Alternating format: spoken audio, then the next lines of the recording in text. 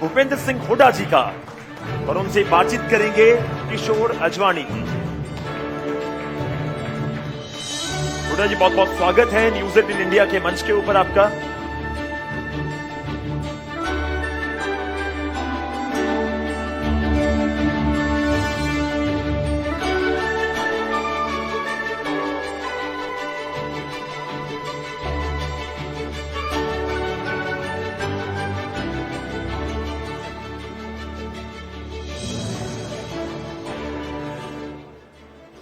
जोरदार तालियों के साथ स्वागत करेंगे हरियाणा के पूर्व मुख्यमंत्री भूपेंद्र सिंह हुड्डा जी का। खेलों के लिए जाना जाता है हरियाणा, और बहुत कम लोग यहां जानते होंगे कि हुड्डा साहब वो खेल खेलते थे जिसके लिए हरियाणा नहीं जाना जाता है, वो है टेनिस। टेनिस खेलते थे आप?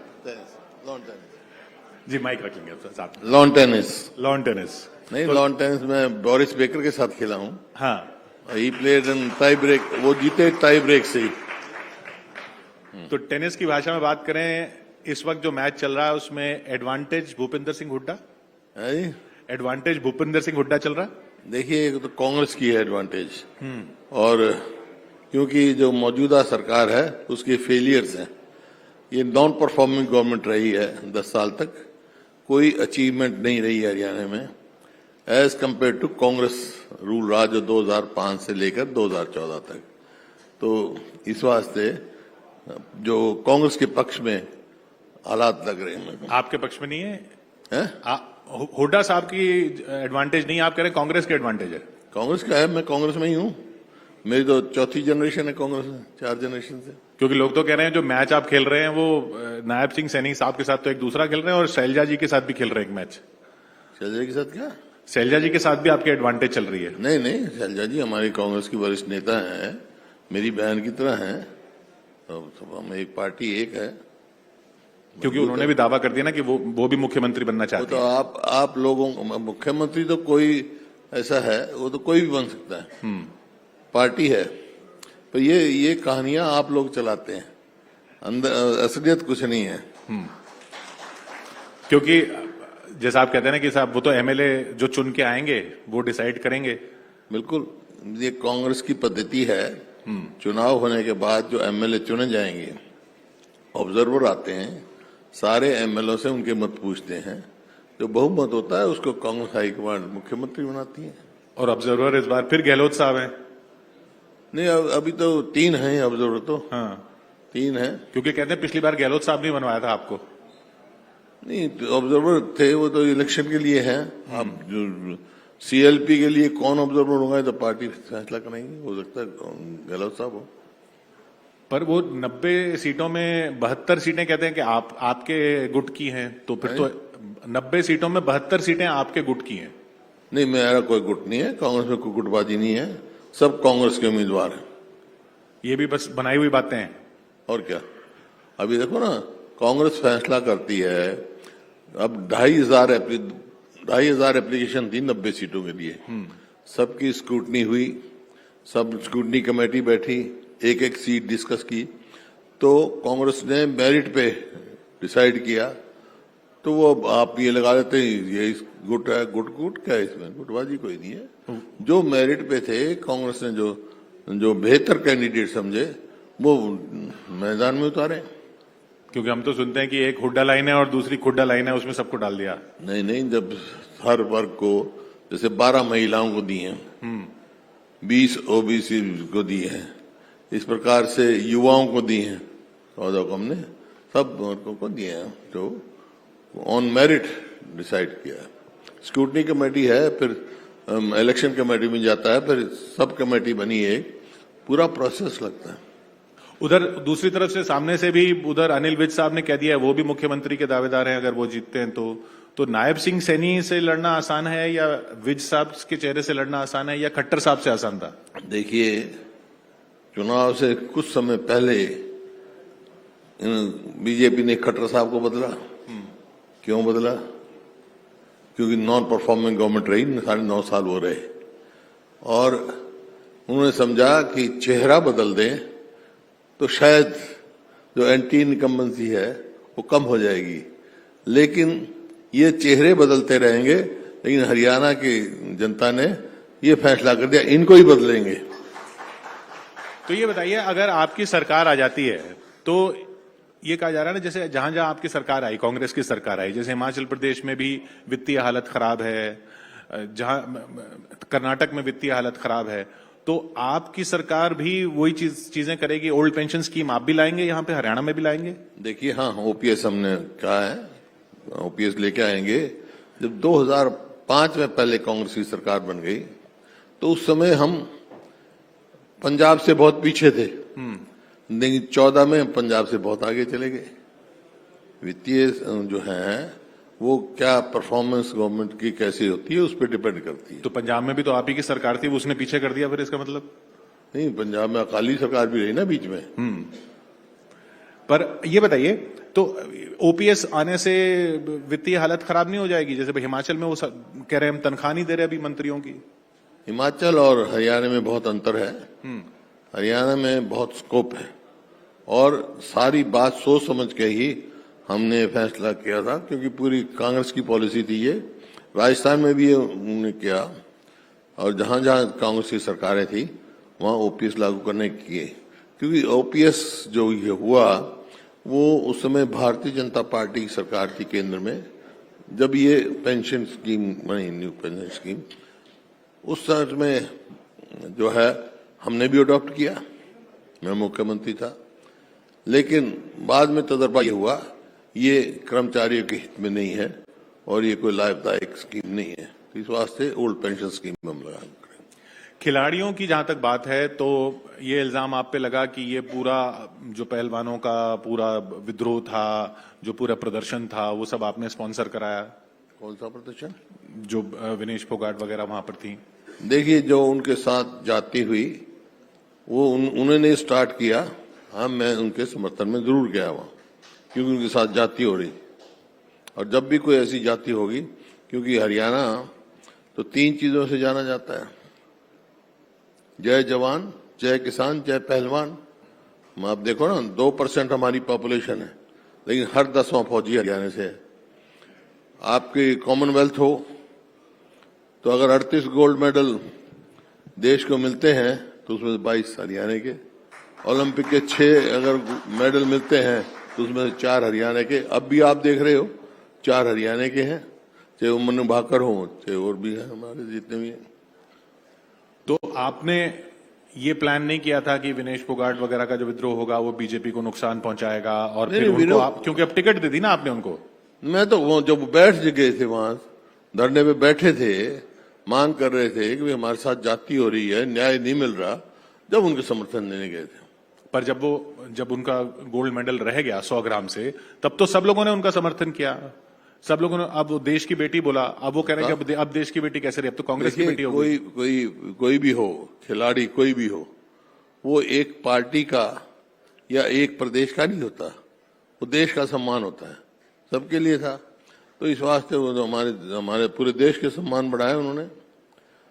लेकिन मेरे को ये महसूस हुआ कि वहां पर वो विनेश जो है गोल्ड मेडल की अधिकारी थी, उनको मिलना चाहिए था, लेकिन किस वजह से वो आप उसकी मैं टिप्पणी नहीं चाहता, उनका रह गया।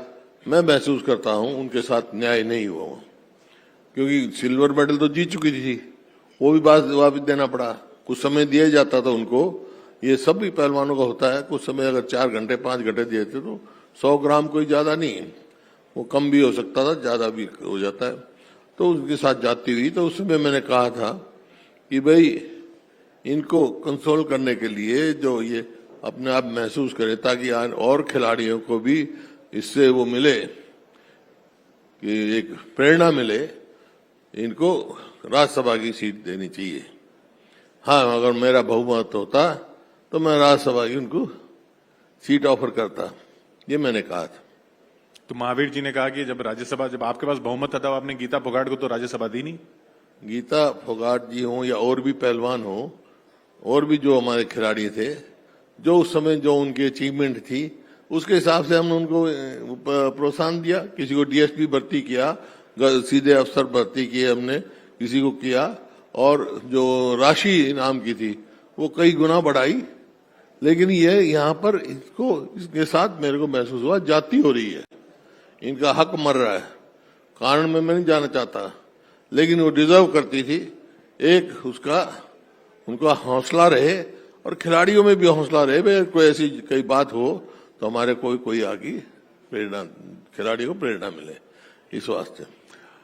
आपने पहलवानों की बात की और किसानों की बात की। अगर आपकी सरकार आती है तो किसान अगर प्रदर्शन करने जाएंगे तो आप जाने देंगे दिल्ली बॉर्डर तक, क्योंकि हरियाणा सरकार ने रोक दिया था उनको? देखिए, प्रजातंत्र है, सबको अपनी बात कहने का अधिकार है। हाँ, कोई कानून हाथ में लेता है तो कानून अपना काम करता है, तो लेकिन रोकने से, सड़कें खोदने से, उनके रास्ते में कील बिछाने से तो एक प्रजातंत्र के उसमें नहीं है ना। सबकी हक है, सबकी बात सुनना है, बात सुनकर उनका समाधान निकालना है, ये प्रजातंत्र का अधिकार है सबका। तो वो फिर दिल्ली बॉर्डर पे आ जाएंगे, फिर दिल्ली बॉर्डर पे प्रदर्शन होगा, वो आप अलाउ करेंगे?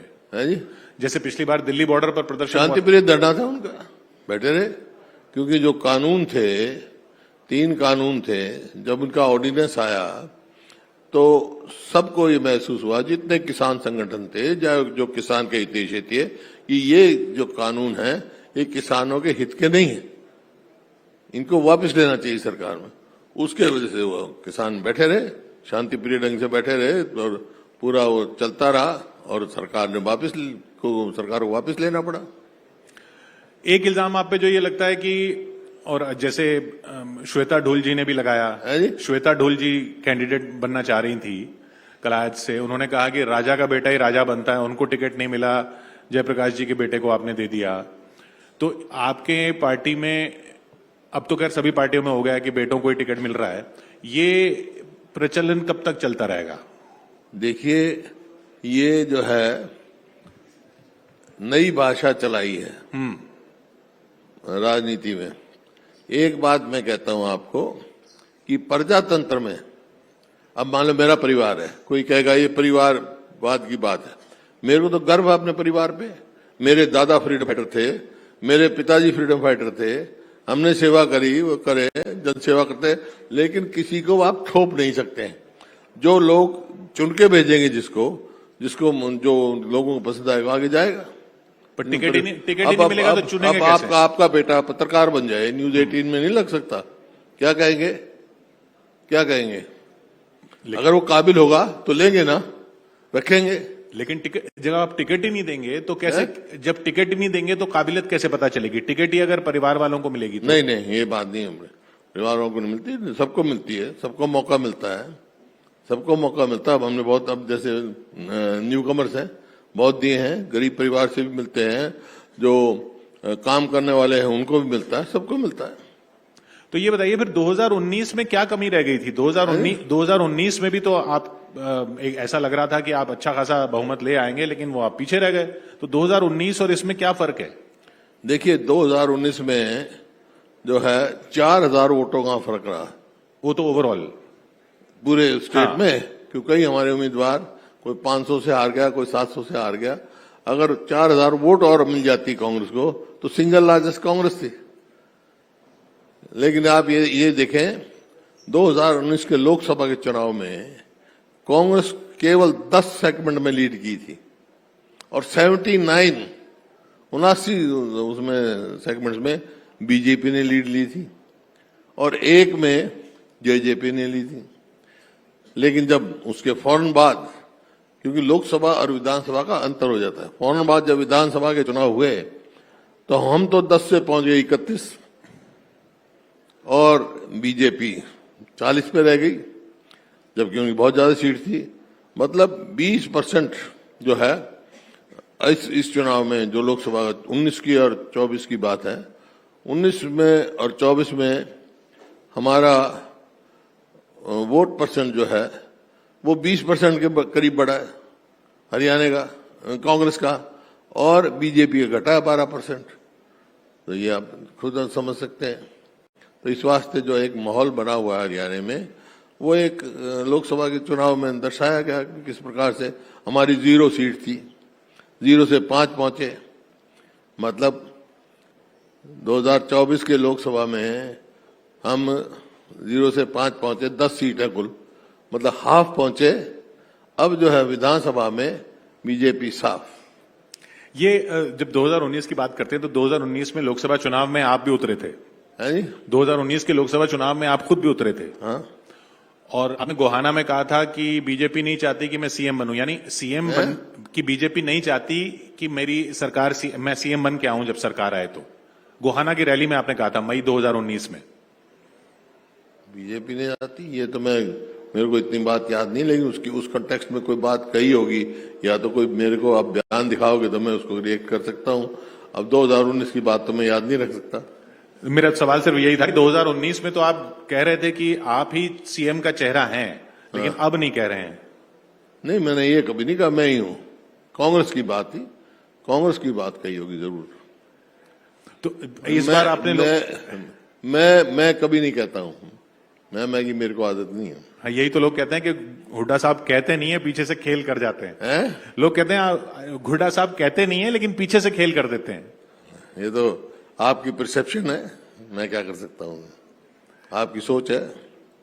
ये बताइए, जो एक मुद्दा जो बीजेपी के राज में ज्यादा जिसको हवा मिली वो ये कि गोरक्षा जो है, गोरक्षा के लिए दल बनाए गए और उनको लेकर कई विवाद भी हुए। है जी? उनको लेकर कई विवाद भी हुए।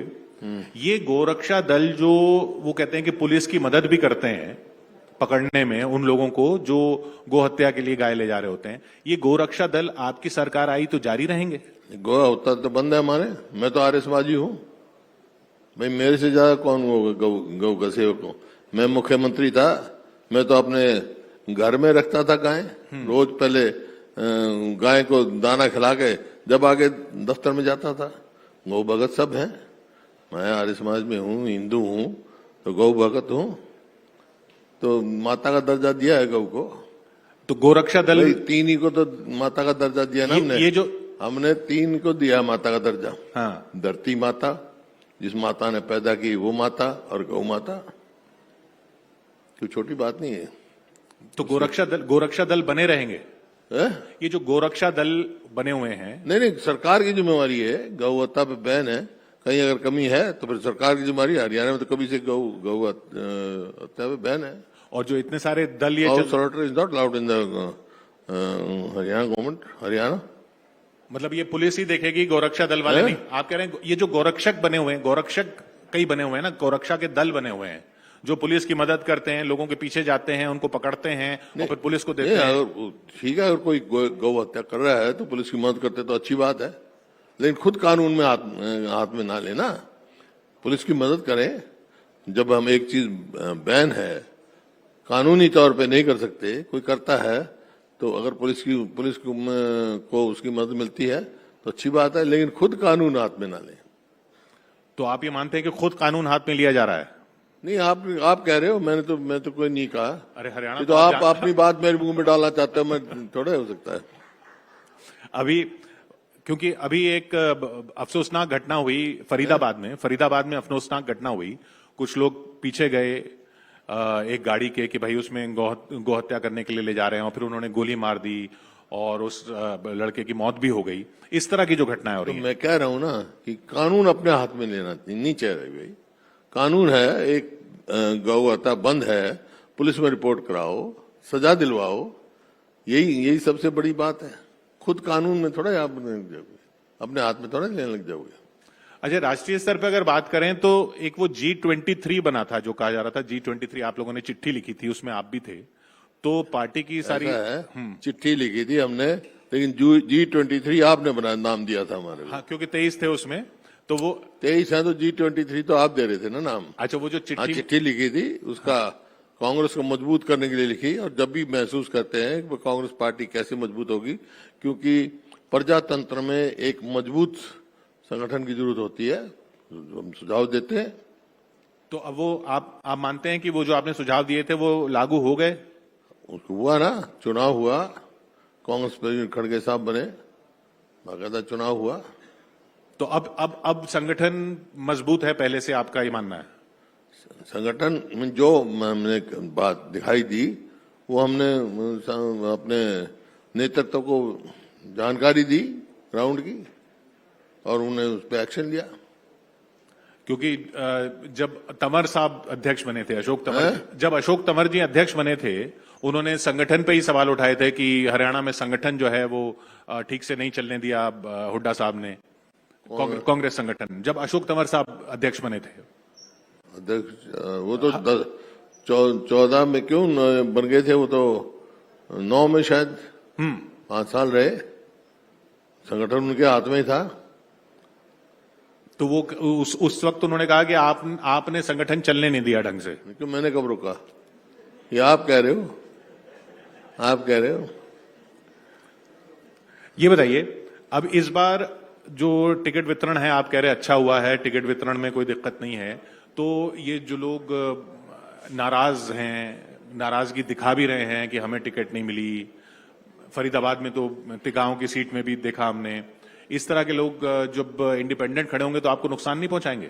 ये हर पार्टी में नहीं है, बीजेपी में कोई वहां भी है, वहां भी है। ये कुदरती एक प्रोसीजर की बात है, जिसको कोई सोचता है मेरे को मिलनी चाहिए, नहीं मिले, कोई समझदार है वो समझता है नहीं अच्छे आदमी को दी है तो उसको सपोर्ट करता है, जो भी कांग्रेस में यकीन करता है, और कांग्रेस जिसको भी टिकट दे उसको समर्थन करना चाहिए।